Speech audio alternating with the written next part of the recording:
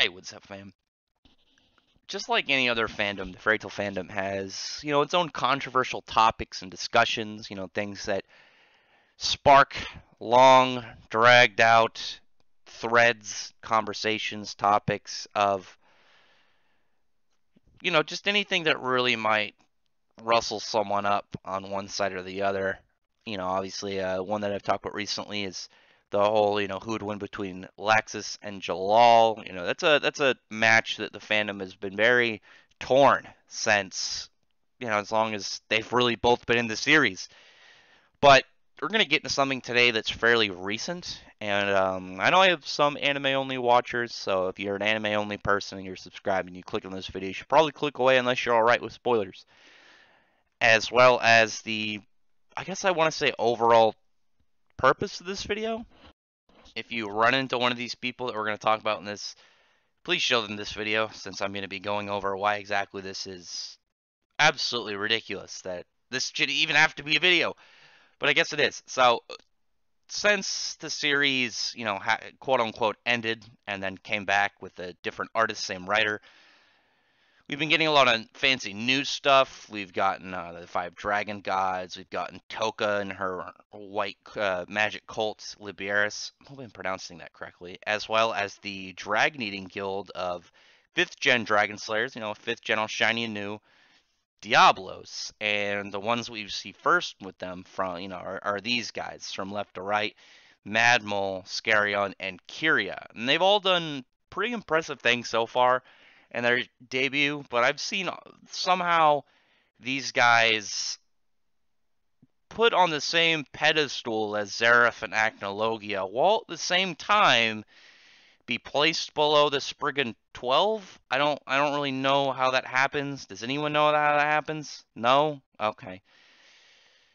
And it's been a very strange topic. I know people have hyped up the Spriggan 12 more than they probably should be as of right now. Obviously, bigger villains are going to show up as stories progress through, various means. Sometimes it happens to do with events that happened in a previous arc. Sometimes it's just, more powerful people come out of hiding and you find out why they weren't more apparent before.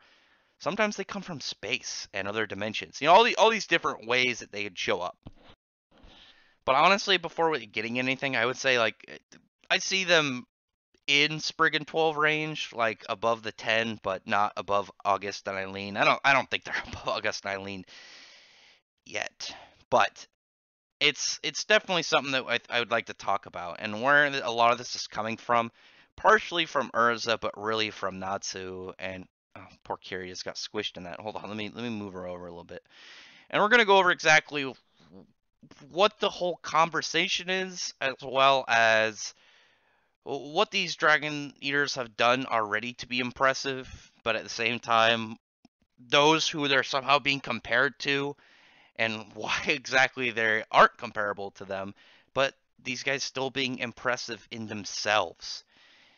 How exactly do some of these people really place them? I don't know exactly why they're gonna do that, but we'll see what I mean. And I'm not gonna put any specific posts, screenshots of Twitter posts or forum posts, mainly because I feel like if you go to any forum or thread talking about any of these chapters, you probably can find them, as well as, I don't want to put anybody specifically on blast because I feel like it pretty much be calling them out, and it hasn't gotten so bad yet that I feel like it needs to be. It's mostly just something that I would like to at least have this video up, so if any of these topics come up where you see someone somehow placing these guys above characters they shouldn't be, you can just be like, all right, here's this video, go to this part, and this guy's going to explain to you why exactly you're wrong. So what exactly is going on that these guys are somehow being hyped above where they should be? First off, they're trying to say that, well, these guys, given what we know about the Spriggan 12, these guys shouldn't be above them. The Spriggan 12 are Zeref's guys, so, well, Zeref would have recruited these guys if they were so much more impressive. Or the fact that in one of the volumes it says, well, they're the strongest wizards there were, the strongest mages, and that's who these guys, the Spriggan 12, are. So like, well, they can't be stronger than them. I mean, maybe they weren't at the time. Keep in mind that this has been a year since the war. In their world, these guys could have sprung up. We know how their powers work. You know, eating dragons is gonna be giving sudden boosts. I'm guessing without having to really appall you when you know dragons being the alpha species of the series, the omega run like creature until the Dragon King festival happened and they started dying off mainly because they were killing each other, but also Acnologia's creation when the dragon slaying magic was invented by Eileen. So if it wasn't for the dragons pretty much bring it upon themselves through their own issues, they would still be in charge, and it's not because they're biggies that breathe elements. It's because they're absurdly powerful. Now, what is happening within the story also that the dragon eaters are somehow being compared to them is, well, people are saying things like, well, Natsu beat Acnologia and Zareth, so these guys these guys should be pushovers for him, and by the fact that they aren't pushovers for him, they must be stronger than him, blah blah blah. And you're like, well, no, because I don't know if you know this, but Natsu didn't beat either of them by himself. And then you also see people somehow putting Urza slightly up there as well with Kyria when Urza also didn't beat Eileen. How does that exactly make sense? I don't know, but we will find out. So first, let's kind of look at what the Dragon Eaters have done that's impressive before we go into who they're somehow being compared to.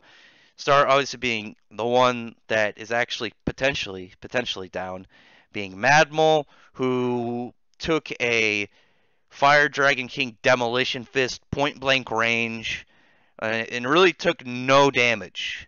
Is that impressive? Yes. If you've read the series, you know that's impressive. It's very impressive. It's actually one of the best durability feats within the series. It's obviously not the best, but it's definitely up there. The fact it's not just that he took it and kept fighting, it's the fact that he took it and was fine, and you just, okay, that's absurd, especially considering we don't know a whole lot about these guys. They aren't. If this was one of the dragon gods, I'd be like, okay, yeah, that's 100% believable. But one of these guys popping up and being able to shrug off something like a Fire Dragon King Demolition Fist is surprising. Now, is the attack itself powerful? Yes, it is extremely powerful. It one shot Ikusatsu Nagi. It could take out Spriggan 12 level people. Obviously, though, it was different with someone like Jacob, who was Natsu was boosted up in Fire Dragon King mode, which is just an amplifier on this already attack. Though the Fire Dragon King Demolition Fist is really just an upgraded version of his Fire Dragon's Iron Fist. Oh, it is not souped up to the level it could be with Fire Dragon King mode or with Dragon Force. So, though it is impressive, it's not as impressive as it could possibly be. Now, move on to the next one. See, just impressive. It's something like, oh wow, this guy's definitely above some of the Spriggan 12, but nothing really that seems like this guy's the new top tier. You're gonna move on to Kyria. Something impressive to Kyria, just kind of looking at, is the fact that she was able to break Urza's, one of her fire pant swords, something that Deuce Senma couldn't do, the meteor that Eileen called down from planets away in deep space that was going to wipe out Fiore, even though Fiore was, I was going to say Fiore's size. It's like, given the distance we know, given by, I don't keep saying given, the distance from Harjan to Magnolia from Brandish and Wall, that Fiore is about 6,000 kilometers wide. Massive, even though it's one of the smallest countries in their series. I was gonna bring up that it was a 20th of its size at that point, but then again, that just means that be condensed. It was 20 times denser, so it's not really much to look at. And this specifically is definitely something to really kind of look at, but at the same time, it's gonna be brought back to, because though it should be above the meteor, does not mean it's above Eileen, which this one I can definitely see being confusing for people, and one of the only ones that's a little bit reasonable, but not the best one. And out of the Dragoners, the only one that's consistently like very I want to say actual hype and actual like legit intent like impression level given off by them was Scarion because Urza lost to Kiria and Natsu lost to Madmol, but not by defeating them in battle in a way that it's like, wow, they're just way more powerful. Natsu lost from motion sickness, and Urza lost from hypnosis. And meanwhile, Scarion shrugged off one of Gray's strongest attacks, while at the same time being able to pretty much, if it wasn't for the fact that he missed, defeat him. And not only that, his normal attack, his absolute ash, was something that Gray was like, oh my god, if this continues, it's going to stretch all the way to Elmina, which was uh, at least beyond the horizon, miles, like probably a couple dozen miles of water that would be completely converted to ash within the span of, what, a minute or so. Pretty impressive. So Scarion's the only one that really seems a lot higher up with his stats. I don't think Kira is going to be some glass cannon. Madmol seems to just be defense and not as much offense.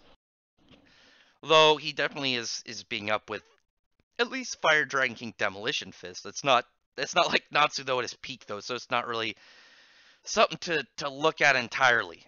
And going from this to this, we're gonna look at Eileen. Eileen's is this is what I was talking about because I want to get to hers first because hers is probably the easiest and probably the quickest. With her and Kiria is you can look at her battle with Urza, and what I was saying like, well, the meteor didn't destroy Urza's sword, but Kiria did. But Eileen's dragon swipe, just like a swing of her hand, was strong enough to completely shatter the sword plus break most of the bones in Urza's body. So she's got offense above it, as well as her scales were also above the meteor, being able to, when she says like, just because you're a couple of the meteor, you're not going to be able to break the armor of a dragon, especially a dragon of her caliber.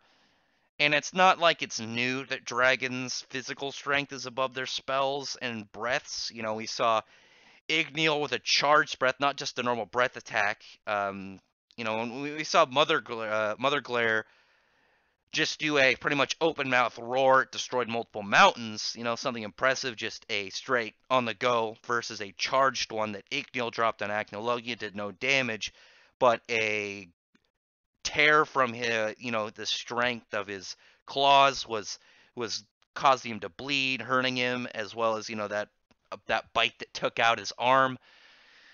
While we've seen enough from the dragons that shows like, okay, yeah, their physical strength and durability is above their spells and range attacks. They're gonna have ranged even if it's less than their physical attack because it's ranged. It has a level of value, even if it's not as powerful as the close combat techniques. Now, anybody can really look at that. So you look at this and be like, okay, yeah, maybe she's above the meter. Doesn't mean she's above Eileen as a whole. And Eileen was powerful, but I think her utility also like was up there as well with her normal stats. And it's not just that. I mean, let's not just look at her that feat with her meteor, her hand swipe. It's not also like she enchanted a million people with an attack that put them on low wizard saint level that were fodder beforehand, or the fact that she compressed a country 6,000 miles or 6,000 kilometers wide, or the fact that she casually evaporated a mountain range hundreds of miles wide of snow, created new life on it through the plants, as well as cleared out the clouded sky within that whole hundreds of miles of range casually in her base form without trying. It's let's not look at that when we compare Kiria. Let's just say okay, one small moment she must be above Eileen for Kiria. I don't know. Those ones were more comparable. Oh my gosh, video's already 14 minutes. This is gonna be a long video. Jesus. So that one's easier, but it's probably the one that'll take the most time out of the other two because it took some explanation, given that that one's a little bit understandable with Urza, Carrie, and Eileen, and that whole circle of ways of confusion. Whereas with the Natsu ones are more very forward and very confused because people when they say like, well, Natsu beat Zeref and Acnologia, so these Dragoners should be nothing. But he didn't beat them really at it. With Zeref, there were way less variables than with Acnologia, but it wasn't like it was comparable to say him beating Jacob or even him beating Nineheart. It was much more. Could not. I mean, look at his run-in with August. Natsu by his normal standards, August was still a beast. Could he have beaten him? Yes, he had a way. Was it something like, well, I guess I'll just bust out a big roar? It was definitely beyond that, and we'll kind of look at that in a second. And that being how exactly he beat Zeref. That being his Savage Dragon Fire, which was so potent that it was burning chunks out of his arm. It was essentially a limit break. It was a power output more than his body was physically capable of being able to withstand. And this being a guy whose power is fire, to where he himself has a massive resistance to heat, to where even people way more powerful than him at the time, someone like Atlas Flame, whose fire Natsu was fine just eating, touching, being all over. Here, his fire output was enough that it was searing apart his arm. It was, as Zero said, burning time. It was burning away his soul. Like his soul was pretty much being used as fuel. It was igniting him. It was something that burnt away something that was not only made of time itself, but also an infinite replenishing power from Fairy Heart. This is a guy who's not only was burning apart his own body, but also burnt time and something with an infinite amount of regeneration. Not just normal power output. Like I said, this is not normal for him. Afterwards, it was so bad, his arm was it looked like it had been a normal person's arm in a furnace. And it was not only so bad at that, even after his magic was off, his arm was smoldering. We never once saw that from, like, anything like that from Natsu until that point. Nothing that he ever went through. It's far beyond what he should have been able to do from that would keep his body intact. Now, is it uncommon for a character to be able to pretty much push themselves, break their limits so high that it hurts them? No, I mean it's not uncommon. The flames of emotion were some of the earliest parts of the series. We saw that when his fight with Aragorn, that his emotions were directly connected to his magic and its potency, its power output. So, is it impossible for him to access this again? No. He not just had power ups that were situational that he could achieve again, but this is something that he could definitely do in a fight. Given right now, say he's in a fight with Scarion. Oh, I can't beat this guy even with Dragon Force. Pushes himself using a Savage Dragon Flame, or even if he used this against August at the time when I was talking about, like August was above him, but could he bust this out and take him out? Yeah, sure. But this is something that if he used this against somebody, this is a all or nothing. This isn't Dragon Force where, okay, he's done. He's out of magic. He's on zero now. He's pretty much doing what he can not to pass out. This is, your arm is beyond use after this. Natsu wasn't even able to move his arm again, his right arm, until Wendy healed it. So if he used this against any of the Dragon Eaters and maybe even the Dragon Gods, maybe the Dragon Gods. The Dragon Eaters, he definitely take them out. The Dragon Gods, maybe he'd defeat them with it.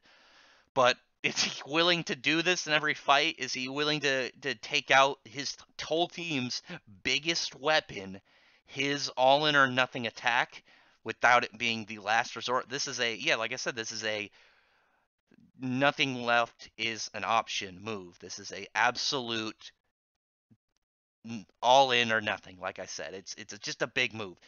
And even in this case, when you compare it, this one, funny enough, to, well, he could beat Zeref with it. So if he used this against them, and because he beat Zeref with it, that must mean that they're above him. Not entirely. Power and output wise, yeah, but that's not it with Zeref, since one of the biggest things about Zeref was his immortality, his his ability to recover and get back up, his vast replenish, as well as his utility. So even him losing to this, though he was put down at the time, it's not like it was done. The only reason he really won is because of Mavis. Because if Zeref was left there, his body would have healed, his power would have came back to him.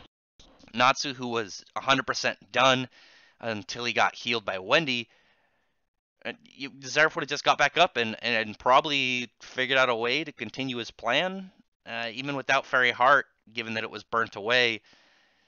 He would have been fine. It wasn't the only reason really you can put that as a full win is because Mavis was able to figure out a loophole to infinite counter the Curse of Ankh Salam to kill both of them. If it wasn't for that, Zeref would have got back up. He would have been fine. I mean, you can't. You got to bring that into account when you're going into a character who one of their biggest things is immortality, is the fact that they can get back up shortly after. But could this count? Yes. I mean, I could see if the Dragon Eaters somehow outdid Savage Dragonfire Natsu, then I'd say, okay, yeah, I can see you guys are coming from, but they didn't, and they haven't, because Natsu hasn't even gone all out against them. He's only done a base Fire Dragon King Demolition Fist. He hasn't even used his his biggest attack. He's only done a upgraded Fire Dragon King attack, this Fire Dragon King Purgatory, which is, yeah, obviously it's one more powerful. He's going to have more powerful techniques than his Demolition Fist, because that's his most basic one with Fire Dragon King moves. But does that compare to even Fire Dragon King mode? No. Does it compare to Dragon Force? No. Does it compare to Savage Dragonfire? Fuck no. Why would it? Does not. But those ones I could see at some semblance of reasoning behind people trying to deduce that. Is they're looking at Natsu as a whole. Like I said, whereas it's a little bit confusing with Urza, Kyria, and Eileen's situation, with Natsu and Zeref and I guess I want to say Madmore or Scarion situation, it is still Natsu's power. It's just not an output he's put out in this fight that he potentially could. Whereas with Acnologia, I don't know where anyone is coming off from. How exactly could they? It's such a confusing argument, especially when people look at it, because did Natsu beat Zeref by himself? No. There were a couple bits in there with Zeref being pretty much a victor if it wasn't for Lucy, and then him being able just to get back and up and win anyway with Mavis. But with Acnologia, there's no comparison about the variables that went into that fight. The fact that Natsu was empowered by a 7-fold Dragon Force enchant from 7 other Dragon Slayers, as well as buffed by Wendy, on top of Acnologia being held in place by a continent-wide unison raid by Merity in a frickin' fairy sphere, one that from like 12 people, something, probably a couple more, I don't remember how many it was, on Sirius Island that held back his roar, this being a continent-wide version on top of being unable to move from motion sickness, on top of the fact that he was not experienced with the fact that he's missing one of his arms from his fight with Igneal,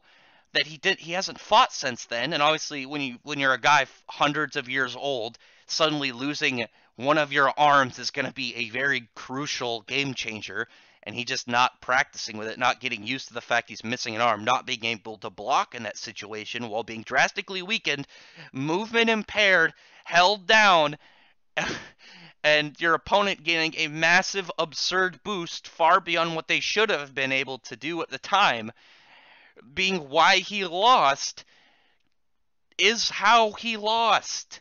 Not exactly Natsu's normal output. He didn't win from a Fire Dragon King Demolition Fist.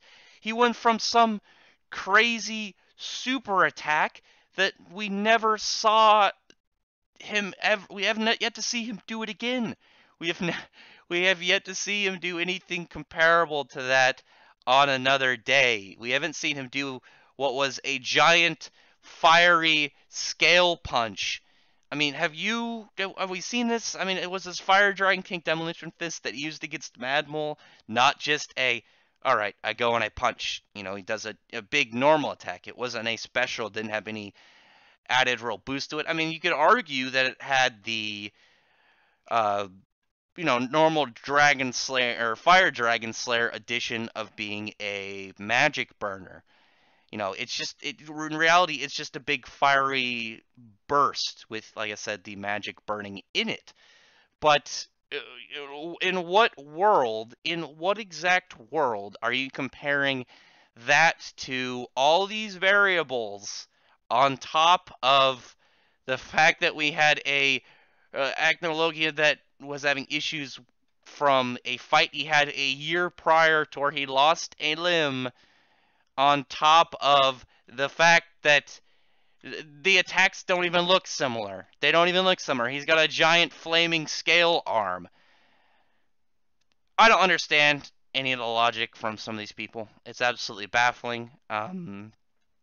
It's confusing. It's seriously confusing. It's like they didn't read the fight and they watched a couple of Watch Mojo videos on uh, how exactly some of the bigger fights in the end of the Albrecht arc were. So this is a long video.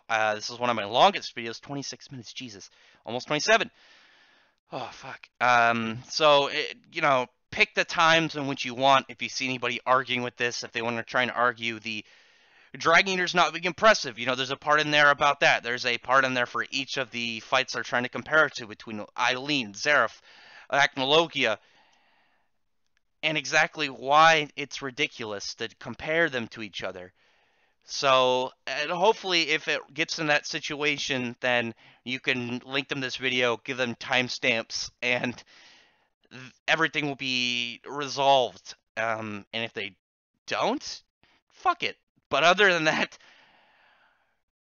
this is Rex, and doing a video much longer than I thought. I was hoping it's going to be 20 minutes. Now it's almost 27 and a half.